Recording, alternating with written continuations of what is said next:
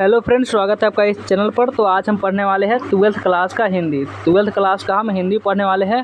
तो पूरे बुक से आपको हम 10 MBBI क्वेश्चन लाए हुए। MBBI सब्जेक्टिव क्वेश्चन है हिंदी क्लास 12th का। आपके पूरे बुक से दिगंत जो भाग 2 बुक है वहाँ से आपका 10 क्वेश्चन लाए हुए। 10 आपके बहुत ही ज़्यादा इंपॉर्टेंट क्वेश्चन है जो हमेशा पूछे गए हैं या फिर पूछे जाने वाले हैं, वैसे क्वेश्चन करवाने वाले हैं। तो इसको क्वेश्चन को ज़रूर से ज़रूर आपको याद कर ही लेना होगा, कर ही लीजिए, क्योंकि ये बहुत इंपॉर्टेंट प्रश्न है।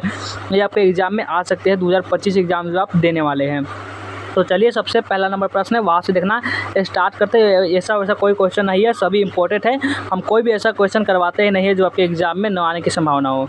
तो चलिए प्रश्न को समझना स्टार्ट करते हैं। उससे पहले एक बार वीडियो को लाइक करके शेयर कर दीजिए। लाइक करके एक बार जल्दी से शेयर मारिए, जल्दी जल्दी सभी स्टूडेंट। और न्यू स्टूडेंट होंगे वह चैनल को सब्सक्राइब कर लेंगे। न्यू स्टूडेंट चैनल को सब्सक्राइब कर लेंगे। और व्हाट्सअप ग्रुप ज्वाइन नहीं किए होंगे तो कर लेंगे, डिस्क्रिप्शन में लिंक है। तो चलिए, गाय किस और दौर पड़ी, ये आपका क्वेश्चन है कि गाय जो है वह किस और दौर पड़ी। तो उत्तर लिखना है। ये कहाँ से लिया गया है, तो आप जानते ही है कि ये सूरदास के पद से लिया गया है। कहाँ से लिया गया है?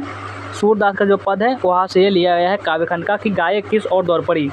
गाय जो थी वह किस और दौर पड़ी आपको बताना है। बताइए जल्दी से। तो इसको बताते हैं, हमें आपको समझा देते हैं, आपके एग्जाम में रहेगा, लिख देंगे कि भोर हो गई, दुलार भरे कोमल मधुर स्वर में सोए हुए बालक कृष्ण को भोर होने का संकेत देते हुए जगाया जा रहा है। प्रथम पद में भोर होने के संकेत दिए गए हैं, कमल के फूल खिल गए हैं। गाय किस दौर पर, तो लिख देंगे सीधा सीधा कि गाय किस दौर पर, गाय अपने बछड़े को दूध पिलाने के हेतु दौड़ पड़ी। प्रियक्षण शोर मचा रहे हैं, गाय अपनी गौशालाओं से अपने अपने बछड़ों की ओर दूध पिलाने हेतु दौड़ पड़ी। देखो 12 का थोड़ा लिखिएगा तो आपको 2 मार्क्स दे दिया जाएगा, नहीं तो आपको अगर छोटा का लिखिएगा तो 1 मार्क्स में आपको 1 मार्क्स काट लिया जाएगा। इसलिए जितना हो सके थोड़ा 12 का लिख दीजिएगा। तो लिखना है कैसे, गाय किस दौर पर एग्जाम में अगर पूछेगा तो इसे तो पूरा संभावना है पूछने का। लिखना है कि भोर हो गए दुलार भरे कोमल मधुर स्वर में, या फिर अपने हिसाब से भी आप लिख सकते हैं, कैसे भी आंसर लिखिए, कोई दिक्कत बात एक ही होता है। गाय किस दौर पर लिख दीजिएगा कि गाय जो है वह बछड़े को दूध पिलाने हेतु दौड़ पड़ी। आपका मेन पॉइंट हो गया। कुछ इस लाइन में जो आपका सूरदास के पद है कृष्ण जी के बारे में, कुछ उसके बारे में लिख दीजिएगा, आपको अच्छा मार्क्स मिल जाएगा। और अगला प्रश्न जो है कि कृष्ण खाते समय क्या क्या करते हैं, यह भी आपका सूरदास के पद से ही लिया गया है कि कृष्ण जो है खाते समय क्या क्या करते हैं। तो उत्तर में लिखना है कि बालक कृष्ण अपने बाल सुलभ व्यवहार से सबका मन मोह लेते हैं। भोजन करते समय कृष्ण कुछ खाते हैं तथा कुछ धरती पर गिरा देते हैं। उन्हें मना कर खिलाया जा रहा है, उन्हें मना कर, यानी खा लो बेटा खा लो, ऐसे मना कर उनको खिलाया जा रहा है। यशोदा माता यह सब देख देख कर पुलकित हो रही है। विविध प्रकार के भोजन जैसे बड़ी, बेसन का बड़ा आदि अनगिनत प्रकार के व्यंजन हैं बालक कृष्ण अपने हाथों में ले लेते हैं। बालक कृष्ण अपने हाथों में ले लेते हैं। बहुत ही अलग अलग प्रकार के उनके पास भोजन परोसा गया है जो वे अपने से लेकर खा रहे हैं। कुछ खाते हैं तथा जितनी इच्छा करती है उतना खाते हैं, जो स्वादिष्ट लगती है उसे ग्रहण करते हैं। दोनी में रखी दही में विशेष रुचि लेते हैं, यानी जो दोनी में दही रखे होते हैं उसमें उसका विशेष रुचि रहता है कृष्ण जी का। मिश्री मिली दही तथा मक्खन को मुंह में डालते हुए उनकी शोभा का वर्णन नहीं किया जा सकता। इस प्रकार कृष्ण खाते हैं और अपनी लीला का सबका मन मोह ले रहे हैं। तो ये भी प्रश्न आप अच्छे से समझ चुके होंगे। तो चलिए अगला प्रश्न पर चलते हैं।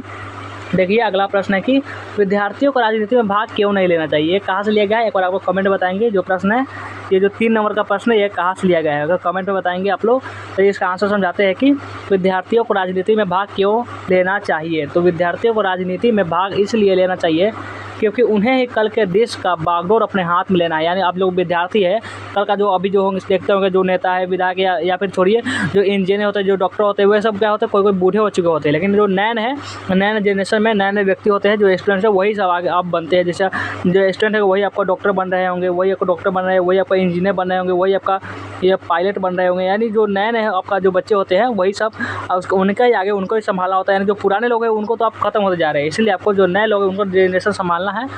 इसीलिए ये बताते हैं कि विद्यार्थियों को राजनीति में क्यों भाग लेना चाहिए। तो लिख देंगे भगत सिंह के बोलते हैं कि विद्यार्थियों को राजनीति में भाग इसलिए लेना चाहिए क्योंकि उन्हें कल का देश का बागडोर, यानी देश का बागडोर उन्हीं को संभालना है, आगे अपने हाथ में लेनी है। आज से ही वे राजनीति में भाग नहीं लेंगे तो आने वाले समय में देश भली भांति नहीं संभाल पाएंगे।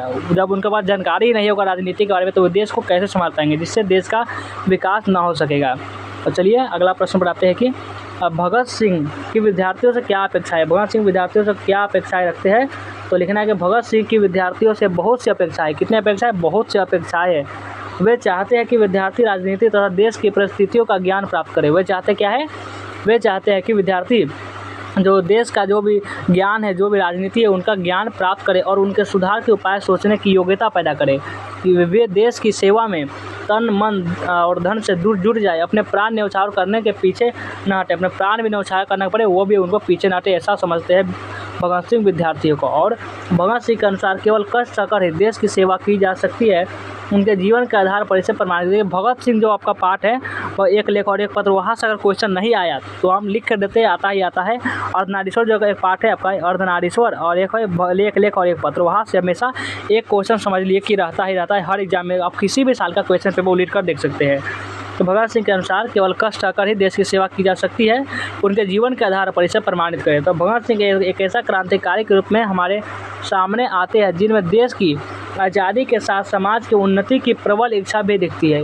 इसकी शुरुआत 12 वर्ष की उम्र में जलियांवाला बाग की मिट्टी लेकर संकल्प के साथ होती है, जिसके बाद 1923 में गणेश शंकर विद्यार्थी के पत्र प्रताप से भगत सिंह यह जानते थे कि समाज में क्रांति लाने के लिए जनता में सबसे पहले राष्ट्रीयता का प्रसार होना होगा। उन्हें एक ऐसा विचारधारा से अवगत कराना होगा जिसकी बुनियादी संभव समाजवाद पर टिकी हो, जहाँ शोषण की कोई बात न हो। इसलिए उन्होंने लिखा कि समाज में क्रांति विचारों की धार से होगी। वे समाज में गैर बराबरी, भेदभाव, अशिक्षा, अंधविश्वास, गरीबी, अन्याय आदि दुर्गुण एवं अभाव के विरोधी के रूप में खड़े होते हैं। मानवीय व्यवस्था के लिए कष्ट संघर्ष कर सकते हैं। भगत सिंह समझते हैं कि बिना कष्ट सहकर देश की सेवा नहीं की जा सकती। अगर हम बिना कष्ट नहीं सहेंगे तो देश की सेवा भलीभांति हम नहीं हो सकेगी। इसीलिए उन्होंने नौजवानों सभा बनाई थी, उसका ध्येय सेवा द्वारा कष्टों को सहन करके और बलिदान करना था, ये भगत सिंह बोलते हैं। और अगला प्रश्न है कि जब देश के भाग्य का निर्णय हो रहा हो तो व्यक्तियों के भाग्य को पूर्णतः भुला देना चाहिए।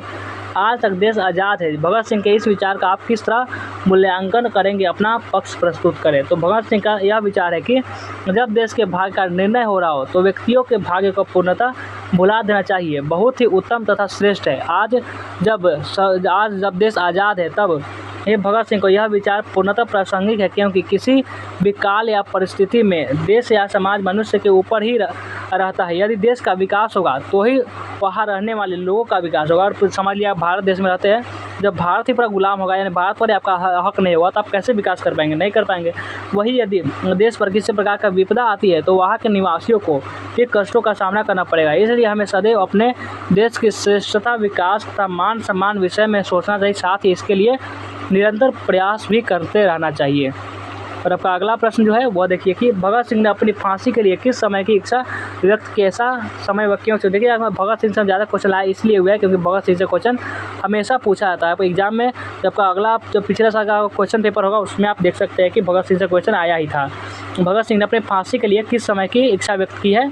तो भगत सिंह ने अपनी फांसी के लिए इच्छा व्यक्त करते हुए कहा है कि जब यह आंदोलन अपनी चरम सीमा पर पहुँचे तो हम फांसी दे दी जाए। वे ऐसा समय इसलिए चुनते हैं क्योंकि वे नहीं चाहते कि यदि कोई सम्मानपूर्ण या उचित समझौता हो तो उन्हें जैसे व्यक्तियों का मामला उसमें कोई रुकावट उत्पन्न करे। यानी जब वे फांसी चढ़ने वाले तो कोई लोग ऐसा नहीं चाहते थे कोई लोग हमें हमारे बाधा बने, इसलिए वे ऐसा समय चुनते हैं जहाँ पे कोई लोग उन्हें जान ना सके कि फांसी होने वाली है। और अगला जो प्रश्न है ये लिया गया है रोजपाठ से, पढ़ कर देखिए रोजपाठ से लिया गया है। क्या है चलिए इसको हम समझाते हैं आपको पूरे अच्छे तरीके से क्या है आखिर। दोपहर में उस सूने आंगन में पैर रखते ही मुझे ऐसा जान पड़ा मानो उस पर किसी सांप का छाया मंडरा रही हो। या कैसी सांप की छाया है वर्णन कीजिए। ये रोजपाठ से लिया गया है जिसको अज्ञा जी लिखे हुए हैं। रोजपाठ से लिया गया है जिसको हम कौन लिखे? अज्ञा जी लिखे हुए हैं।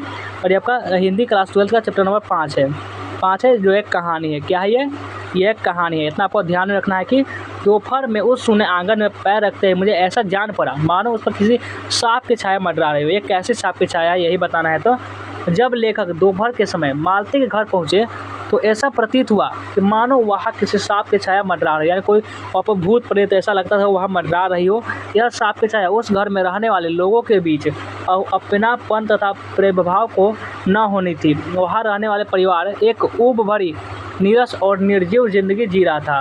यानी जो वहाँ जो रहने वाले थे एकदम ऐसा लग रहा था वो अंदर प्राण नहीं, ऐसा जीवित वह जी रहे थे। माँ को अपने इकलौते बेटे से चोट लगने या उसे गिरने से कोई पीड़ा नहीं होती थी। ऐसा तो हो नहीं सकता कि माँ को पीड़ा ना होती है, लेकिन वह मालती से उनका एक बेटा था जिसका नाम है टीटी। जब ये गिरती है टीटी तो उसके माँ को थोड़ा पीड़ा ही वाले ऐसे ही गिरा गया होगा, ऐसा करके छोड़ देती है। इसी प्रकार एक पति को अपने काम काज से इतनी फुर्सत नहीं है कि वह अपनी पत्नी के साथ कुछ समय बिता सके, इस कारण उसे एकांकी जीवन जीना पड़ता है। इस प्रकार यह साप पति पत्नी और बच्चे तीनों के ही भुगतना पड़ता है। ऐसी साप की छाया। इस प्रकार से लिख दीजिएगा, आपका पूरा मार्क्स दे दिया जाएगा। और वही से प्रश्न एक और है कि 3 बज गए, 4 बज गए, 11 बज गए। कहानी में इन घंटों के खड़कों के साथ साथ मालती की उपस्थिति है। घंटा बजने का मालती से क्या संबंध है, यही आपको बताना है। तो 3 बज गए, 4 बज गए, 11 बज गए से लगता है कि मालती प्रत्येक घंटा गिनती रहती है। समय उसके लिए पहाड़ जैसा है। 1 घंटा बीतने पर उसे लगता है कि चलो एक मनहूस घंटा तो बीता। ऐसा लगता है जब ये 1 घंटा बीतता है। जैसे आपको समझ लिया कि 1 से लेकर 12 बजे तक जाना, हमें इंतजार करना है किसी का, तो 1 से जैसे 2 बजता था उसे लगता चलो 1 घंटा से कम समय बीता। इस प्रकार से वह सोचती थी। कौन सोचती थी? मालती सोचती थी। आपको ध्यान में आपको रखना है। तो चलिए इसको और समझाते हैं कि 3 बज गए, 4 बज गए, 11 बज गए से लगता है कि मालती प्रत्येक घंटा गिनती रहती। समय उसके लिए पहाड़ जैसा है। 1 घंटा बीतने पर उसे लगता है कि चलो एक मनहूस घंटा तो बीता। घर में नौकर नहीं है पर बर्तन मांजने के लिए पानी चाहिए जो रोज़ वक्त पर नहीं आता है। मालती के इस कथन में इतना विश्वसता है कि रोज़ ही होता है। आज शाम को 7 बजे आएगा पानी। यानी देख लीजिए, उसके घर नौकर नहीं है। इसका मतलब क्या समझे? उसके घर नौकर नहीं, इसका मतलब ये समझे कि वो ऐसा नहीं है कि मालती गरीब है, वो बहुत अमीर है, क्योंकि जो उनके जो पति है वो डॉक्टर है, वो भी सरकारी। इसीलिए वो ऐसा नहीं है कि वो गरीब, ना समझिए उसे। उस घर में बच्चे का रोना, उसके द्वारा प्रत्येक घंटा गिनती करना, महेश्वर का सुबह शाम डिस्पेंसरी में जाना, सब कुछ एक जैसा है। यह सब कुछ एक जैसा उसके लिए धड़े पर चल रही है। नीरस उबाऊ जिंदगी का परिणाम है कि घंटे गिनने के मजबूर है। जैसे ही उसका घंटा पार होता है थोड़ी वह राहत महसूस करती है। और चलिए आगे चलते हैं। अगला प्रश्न जो है ये आपका अंतिम नंबर प्रश्न, जो इम्पोर्टेंट प्रश्न में से था, ये आपका अंतिम नंबर ही प्रश्न है। चलिए इसको समझते हैं अच्छे से। क्या करा इस प्रश्न में कि कहानी के आधार पर मालती के चरित्र के बारे में अपने शब्दों में लिखिए। मालती के चरित्र के बारे में अपने शब्दों में लिखना है। तो प्रस्तुत कहानी रोज। मालती मुख्य पात्र तथा नायिका है। रोज कहानी का नायिका कौन है ये बताइए? ये आपका रोज कहानी का नायिका है वो मालती है। बचपन में वह बंधनों से परे उन्मुक्त और स्वच्छंद रहकर चंचल हिरनी के समान खुदकती रहती है। उसका रूप लावण्य बरबस के लोगों को आकर्षित करता है। महज 4-5 वर्षों के अंतराल में ही विवाहिता हो गई है। एक बच्चे की माँ भी है। उसके जीवन में मूलभूत परिवर्तन सहज के दृष्टिगोचर होता है। वह वक्त के साथ समझौता करने वाली कुशल गृहिणी तथा वात्सल्य की वाटिका है। 4 साल पहले मालती उद्धात और चंचल था। विवाहोपरांत अपने जीवन को यतन बना लिया है। उसका शरीर जीर्ण शीर्ण होकर कायांतरीण हो गया। वह शांत और सीधी बन गई।